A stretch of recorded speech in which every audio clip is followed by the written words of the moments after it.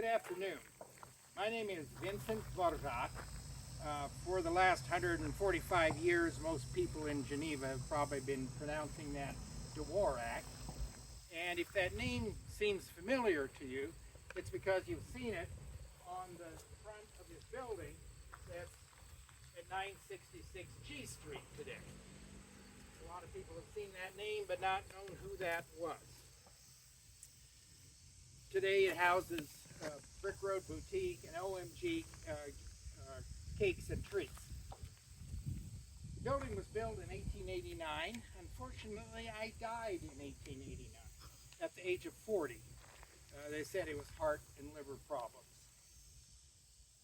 It fell to my wife, Anastasia, to get the building finished, and the newspaper reported that she had 7 tenants in the building the day it opened.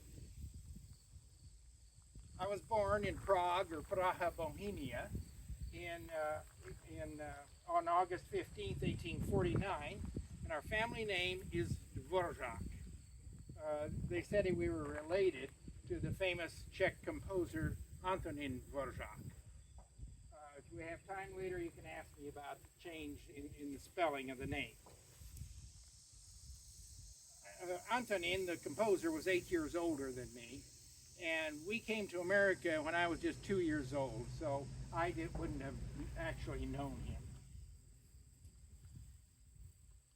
When we came to America, it was 1851, that was 30 to 50 years earlier than most of the Czech and German immigrants were coming, especially to the Midwest, to places like Fillmore County. We entered through the port of New Orleans and traveled by steamship up the Mississippi, up into Wisconsin, and settled near the town of Manitowoc, and had a very successful about 20 years there. I received an excellent education in Wisconsin schools.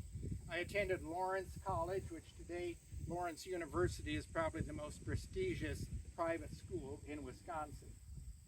And I also attended at Wabash College in Indiana. It was later said that I had a great command of the English language and that no one would have guessed that I was an immigrant. I also was fluent in Czech and German, and that proved pretty valuable to me in the 1880s when I came to Geneva and was in the real estate business, and most of my buyers were German and Czech immigrants that couldn't speak English. My family moved from Wisconsin to Nebraska in 1869. My father saw the opportunity to get some free land by homesteading up in Colfax County. He only stayed on the farm for a year. My brother ended up farming. He moved into town, became a grain merchant, and very quickly built a grain mill on Shell Creek that was a fixture in the community for many decades. I found my way to Saline County and soon met and married Anastasia, Znamenacek, in the Crete area. She was just 13. She was born in Bohemia and also, like me, was a small child when her family came to America during the Civil War. They entered through Baltimore, moved to Cleveland for a short time, then to St. Louis, and her brothers eventually convinced her father that they should homestead land in Nebraska, so they took a steamship to Nebraska City, and they walked to the Crete area in State Plains, and that's where they lived, and they were some of the earliest homesteaders in Saline County. In 1870, I was teaching school near the early town of Swan City in southern Saline County. And I got hired as a clerk in the treasurer's office in the county courthouse. The county courthouse was in Pleasant Hill. That's where the county seat was at that time.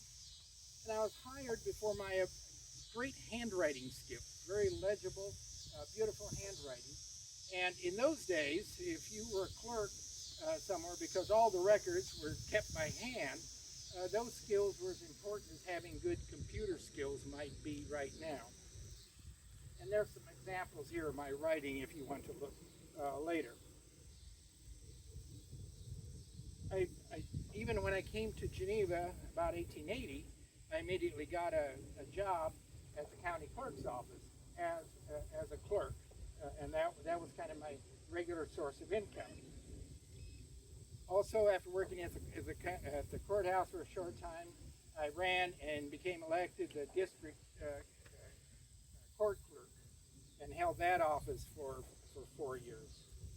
While I was doing that, I began to buy and sell property in Geneva. And in the process, I did pretty well for myself. It's hard for people today is to try to figure out like where our family lived, because my name is on so many deeds down at the courthouse. It's hard to sort that out. I started developing commercial property, and in 1887, my partner, Mr. Jensen, and I built a commercial building on the site at 974 G Street. That's Jill's Sweet Shop today, and the west part of the Senior Center. And if you look, that building doesn't have a name on top, but it says 1887. Also of interest maybe to you that the building to the east was the livery stable at the time. And the street wasn't G Street, it was Fort Street. Despite my poor health, I was having to take time off when I was at the courthouse as district clerk. In another 2 years, I was able to construct this large building with my name on it that we're looking at today. Now, to understand how significant these buildings were at the time, you got to kind of think about what Geneva was like. Court Street was dirt. It was either dust or it was mud. There was no big brick courthouse. It was a smaller wooden building sitting across the street. Probably the only big trees in town were down at Turkey Creek, maybe a couple of cottonwoods. So it was wide open. There was no big grain elevator. There was no big water tower. In 1889, the editor of the Nebraska Signal wrote a little article that he drove his buggy down to Strang. Now, I don't know if that was Wednesday night and he was going for wings or what the purpose was of his trip.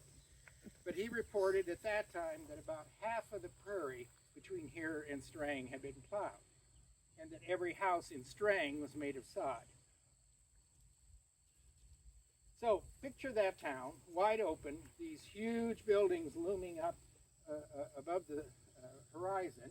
So if you were coming in your grain wagon or buggy from Milligan or Ohio, or maybe you were riding the train up from Martland, those were the first things you saw. They got your attention. And if you notice, when I built my building in 1889, I made sure it was 4 to 6 feet taller than the one I built with my partner in 1887. Still 2 stories, the same idea, but just maybe a little bit more impressive with its 2 big bay windows. I can tell you later if you're interested in how that one might have disappeared. And there was a lot of activity going on in Geneva at the time, even though it seems like it was so early. The road that we call Highway 81 now, at that time was known as the Meridian Road. And it was just dust and mud depending on the season, but it stretched all the way from Houston to Winnipeg, and Geneva was about halfway. So people that were entering mid-America or even Canada from the port of Houston were traveling up this road. These last 2 buildings that I constructed in 1887 and 1889 housed 12 businesses and professional offices. So again, there was a lot of activity. If you're wondering about the rest of my family, we'll talk about that. Now, my widow Anna was just 32 when I passed away and took on the responsibility of managing all these properties. The newspaper said in my obituary that I left her well set, and along with lots of properties and a $5,000 life insurance policy. After a few years, and after our daughter had grown up, she left Geneva and went to live with our daughter in New York City. And then when she passed away, our daughter brought her ashes back here. Our young son, Sector, who was laid to rest here before I was born in 1885 and died when he was just a year and a half old. Now you might wonder about that first name, Sector, not a real common one. My brother named one of his sons Sector also. Well, it was my mother's maiden name. And it was the practice then of Ulysses S. Grant, Ulysses Simpson Grant, his mother was a Simpson. So it was practice to give a child a name that reflected the mother's maiden name. But you know, even around here, Znamenachek would have been a mouthful for any little child to say. So that's probably why we ended up with Sector. Georgia, our daughter, was just 5 when I passed. And she married an artist, William Cotton from New York, who was very well known at the time as a portrait artist and an illustrator for the New York, did lots of covers for the New Yorker and for Vanity Fair. And I got a couple samples of his pictures there. Our son Anton was 18 when I died. He had graduated in only the second graduating class from Geneva High School. There were 5 in his class. And he went on to the University of Nebraska right about at the time that those Nebraska Golden Knights were playing their first football game. Anton came back to Geneva and got in the newspaper publishing business here. And then after some years, he moved down to Kansas, bought a printing place down there, was doing a lot of printing, started printing periodicals, and particularly he published 2 periodicals for stamp collecting. And he ended up being somewhat of a renowned expert in the area of stamp collecting. You know, if I hadn't put my name on the front of my building, nobody would have a clue who I might have been. Thank you for your attention, and if you got any questions, I'll try to answer them.